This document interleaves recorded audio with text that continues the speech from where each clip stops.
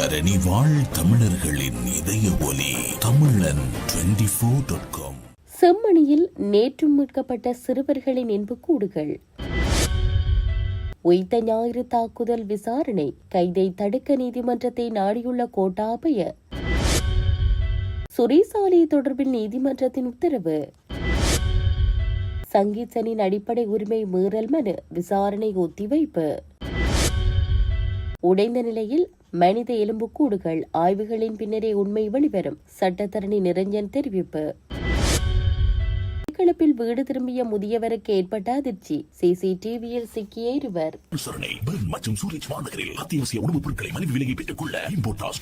தொடர்பென விரிவான செய்திகள். செம்மணி புதைகுழியில் இருந்து நேற்றைய தினமும் 6 எண்புக்கூடுகள் அடையாளம் காணப்பட்டுள்ள நிலையில், ஏற்கனவே அடையாளம் காணப்பட்ட எண்புக்கூடுகளில் 6 எண்புக்கூடுகள் அகழ்ந்தெடுக்கப்பட்டுள்ளன. செம்மணி புதைகுழியின் 3ஆம் கட்ட அகழ்வு பணியின் 26ஆம் நாள் அகழ்வு பணிகள் நேற்றைய தினம் செவ்வாய்க்கிழமை நடைபெற்றது. நேற்றைய அகழ்வு பணியின் போது 2 சிறுவர்கள் உட்பட 6 எண்புக்கூடுகள் மீட்கப்பட்டுள்ள நிலையில் மேலும் 6 எண்புக்கூடுகள் அடையாளம் காணப்பட்டுள்ளது. அதேவேளை 2 நாணயங்களை ஒட்டியவாறு எண்புக்கூடொன்றின் இடுப்பு பகுதியில் இருந்து சான்று பொருட்களாக மீட்கப்பட்டுள்ளன. அதனடிப்படையில் இதுவரையிலான அகழ்வு பணிகளின் போது 366 எண்புக்கூடுகள் அடையாளம் காணப்பட்டுள்ள நிலையில் அவற்றில் 357 எண்புக்கூடுகள் அகழ்ந்தெடுக்கப்பட்டுள்ளன.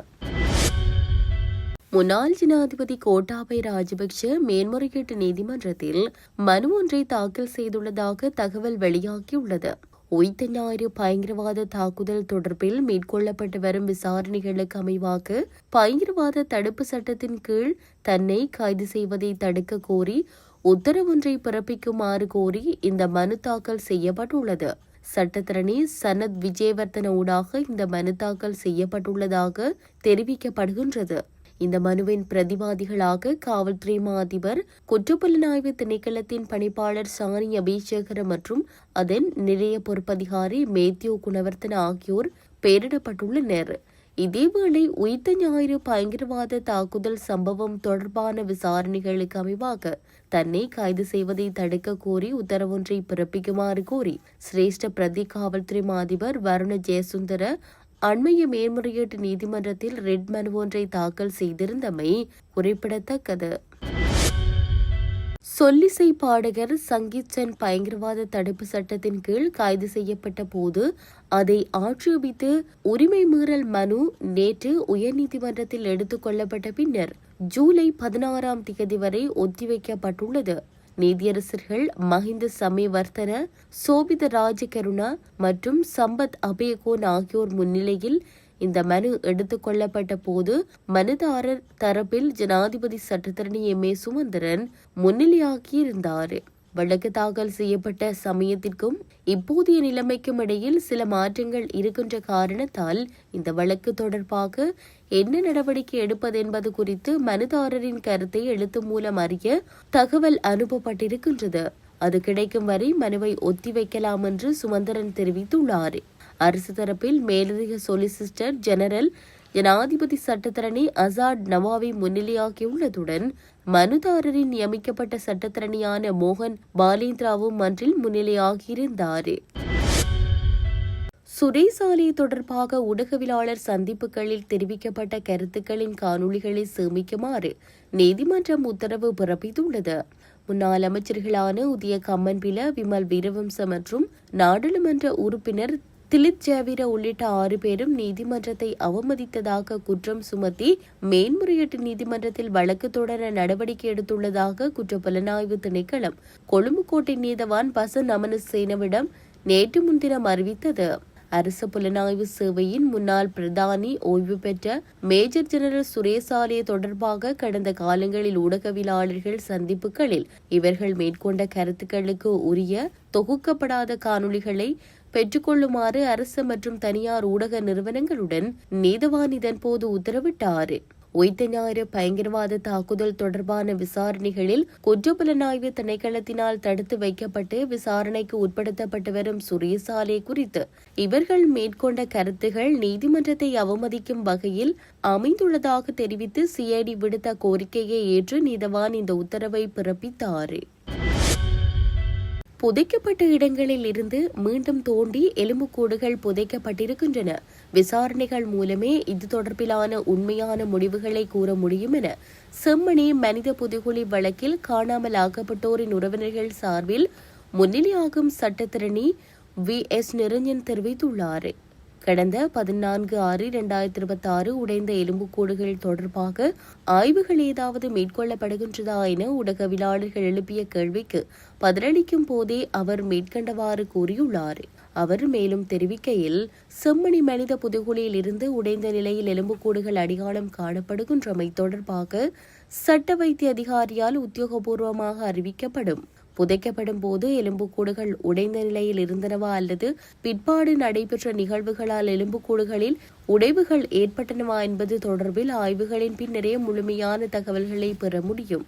செம்மணி மனித புதைகுழியில் அடையாளம் காணப்படும் எலும்புக்கூடுகள் நேர்சீராக இல்லாமல் இருப்பதை பார்க்கக்கூடியதாக உள்ளது. புதைக்கப்பட்ட இடங்களில் இருந்து மீண்டும் தோண்டி எலும்புக்கூடுகள் புதைக்கப்பட்டிருக்கின்றமை சாதாரணமாகவே கண்களுக்கு தெரிகின்றன. ஆனால் இது தொடர்பான விசாரணைகள் மூலமே உண்மையான முடிவுகளை கூற முடியும். மேலும் செம்மணி மனித புதைகுழியை நீதியமைச்சர் ஹர்ஷன நாணேக்கார பார்வையிட உள்ளார் என்று ஊடகங்கள் வாயிலாக அறிந்து கொண்டோம். ஆனால் இன்னமும் நீதிமன்றத்திடம் அதற்கான விண்ணப்பம் செய்யப்படவில்லை என குறிப்பிட்டுள்ளார்.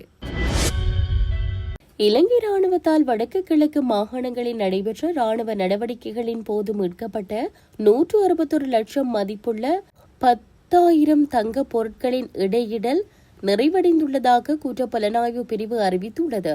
இந்த விடயத்தை குற்றப்புலனாய்வு திணைக்களம் நேற்று கொழும்பு பிரதான நீதவான் அசங்க எஸ் போதர்கமவிடம் இதனை தெரிவித்துள்ளது. இந்த 10,000 தங்க பொருட்கள் தற்போது மத்திய வங்கியின் பாதுகாப்பில் உள்ளதாகவும் குற்றப்புலனாய்வு பிரிவு நீதிமன்றத்தில் தெரிவித்துள்ளது. இந்த 10,000 தங்க பொருட்களின் எடையை அளவிட சுமார் 1 வருடம் ஆனது என்றும் குற்றப்புலனாய்வு துறை நீதிமன்றத்தில் அறிவித்தது. மேலும் தங்க பொருட்கள் குறித்து நீதிமன்றத்தில் ஒரு விரிவான அறிக்கையை சமர்ப்பிக்குமாறு குற்றப்புலனாய்வு பிரிவிற்கு நீதிபதி உத்தரவிட்டுள்ளார். குறித்த தங்க பொருட்களை தேசிய ரத்தினக்கல் மற்றும் ஆபரண அதிகார சபைக்கு அனுப்பி நீதிமன்றத்தில் ஒரு அறிக்கையை சமர்ப்பிக்குமாறு கொழும்பு பிரதான நீதிபதி முந்தைய நீதிமன்ற அமர்வில் உத்தரவிட்டிருந்தார். விடுதலை புலிகளின் முகாம்கள், சட்டவிரோத வங்கிகள் மற்றும் பிற கட்டிடங்களில் இருந்து இந்த தங்க பொருட்கள் கண்டெடுக்கப்பட்டு தற்போது ராணுவ புலனாய்வு பணியகத்தின் காவலில் உள்ள நிலையில் அவற்றை தேசிய ரத்தினக்கல் மற்றும் ஆபரணங்கள் ஆணையத்திற்கு பரிசோதனைக்காக அனுப்பி அறிக்கை கூறுமாறு முந்தைய நீதிமன்ற விசாரணையில் உத்தரவிடப்பட்டிருந்தமை குறிப்பிடத்தக்கது. மட்டக்களப்பு நொச்சிமுனை பகுதியில் ஆலயம் ஒன்றில் இடம்பெற்ற திருவிழாவில் இரு குழுக்களுக்கிடையே ஏற்பட்ட மோதலை தடுக்க முதியவரின் வீட்டுக்குள் புகுந்து அட்டகாசத்தில் ஈடுபட்ட சம்பவம் நேற்று முன்தினம் இடம்பெற்றுள்ளதாக காத்தான்குடி போலீசார் தெரிவித்துள்ளனர். சம்பவம் தொடர்பான தகவல்களின்படி கடந்த சில தினங்களுக்கு முன்பு குறித்த ஆலயத்தில் இரு குழுக்களுக்கிடையே ஏற்பட்ட மோதலை தடுக்க முயன்ற போது அந்த முதியவர் கீழே விழுந்த தலையில் காயமடைந்துள்ளார். இந்நிலையில் சம்பவ தினமான நேற்று முன்தினம் பகல் 12 மணியளவில் குறித்த முதியவர் மற்றும் அவரது மனைவி வீட்டை பூட்டிவிட்டு சமுர்த்தி காரியாலயத்திற்கு சென்றிருந்தனர். இதனை பயன்படுத்திக் கொண்ட இருவர் கூறிய ஆயுதங்களுடன் மோட்டார் சைக்கிளில் அங்கு சென்று மதிலை கடந்து வீட்டுக்குள் நுழைந்தனர். பின்னர் வீட்டின் கதவை உடைத்து ஜன்னல்கள் மற்றும் அலமாரி கண்ணாடிகளை உடைத்து பெரும் சேதம் விளைவித்து தப்பி சென்றுள்ளதாக தெரிவிக்கப்படுகிறது.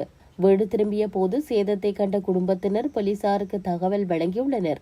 அதனைத் தொடர்ந்து சம்பவ இடத்திற்கு சென்ற காத்தான்குடி போலீசார் விசாரணைகளை ஆரம்பித்துள்ளனர்.